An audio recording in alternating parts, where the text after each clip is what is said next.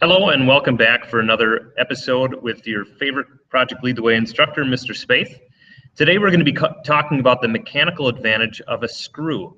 Now a screw is a very complex little machine. You wouldn't think so, but even to make these takes very complex machines to make. Two components of a screw. We really just have an inclined plane.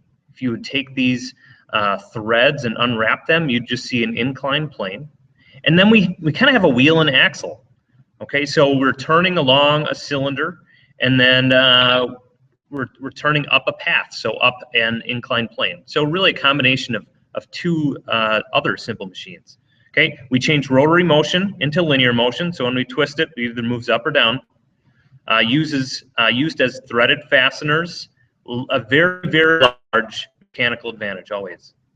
But there is also a very large amount of friction loss. So you're going to see at the end, our efficiency on screws is very, very low.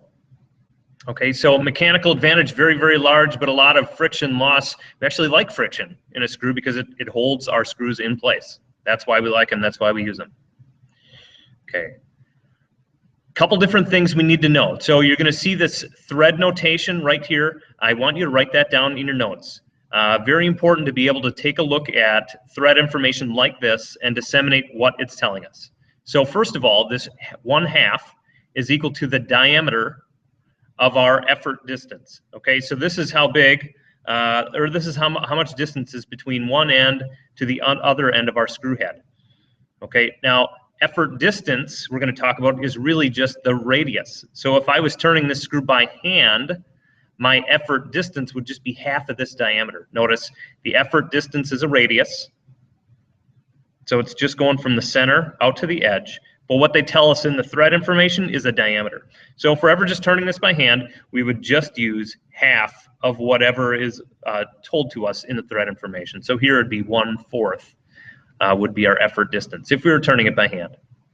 The other information they tell us is how many threads, how many of these little inclined planes there are per inch. So we have a number 13 here. That means we have 13 threads per inch, and we call that number our pitch. It's the distance between threads and the linear distance traveled by one rotation of the screw.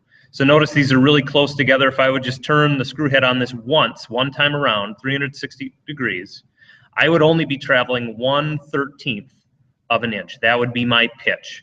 So for the sake of our equations, we need to take a look at this number, note, okay, 13, 1/13 of an inch is my pitch. Really, really important. And then the last little notation isn't very important for us, but it just tells us the type of thread that we have. And here we just have a normal, there's also coarse and fine thread that it could say on here too. If you ever go to Menards and take a look at the fasteners they have there, you will see coarse and fine and normal coarse threads. You'll also see the 1/2 and the threads per inch. Those are really, really important. So let's calculate IMA. IMA is just the effort distance divided by the resistant distance. So effort distance is one rotation of the effort arm, so basically just the circumference. So depending on how big of a wrench or how big of a screw head you have, gives you your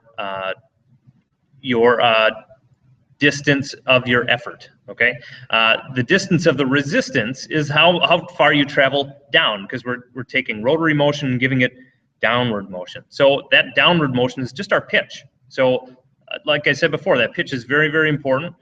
Here we have a pitch of, well, it says 20, so that means with every turn we go 1/20 of an inch. So you'll see that here when we plug it into our equation. So revised equation, write this one down for screws and screws only. We have circumference, which is d diameter times pi, or 2 times r times pi, same thing, divided by our pitch. So let's look at this question. This is something like you would see on a test. What is the IMA of a screw, of the screw above, if effort is applied by an 8-inch long wrench? Now, this 8-inch long wrench gives us our DE. It is no longer half of this diameter. It's no longer 1/8. Okay, we're not moving this by hand. We're moving it with an 8-inch long wrench. So our effort distance is 8 inches. Okay, that's our new radius. We're going to plug that in there, and then our pitch is just the same, 1/20. And if you do the math, we get 1005.31. They just round it over to 1.0 times 10 to the third using scientific notation. Now the AMA, we have force of the resistance divided by force of the effort. The resistance, of course, is how hard are you turning the wrench. So we say 35 pounds, and then we're pushing down into something with a resistance of 1,200 pounds. So notice huge force compared to very, very little effort. So we take our 1,200 divided by 35, just like all our other AMA equations, and we get about 34 to 1. Plugging those numbers into our efficiency, then you can see a super low efficiency of 3.4%. So why is it so low? Like we said before, screws, they have a large amount of friction loss, so a large amount in heat and sound, and that's why our efficiency is so low. But we do like that because large amounts of friction means we don't have screws that pop out from the wood that we're drilling them into, or the frames that we're drilling them into. Okay, so that's it for screws and mechanical advantage. Hopefully you like this video, and look forward to more.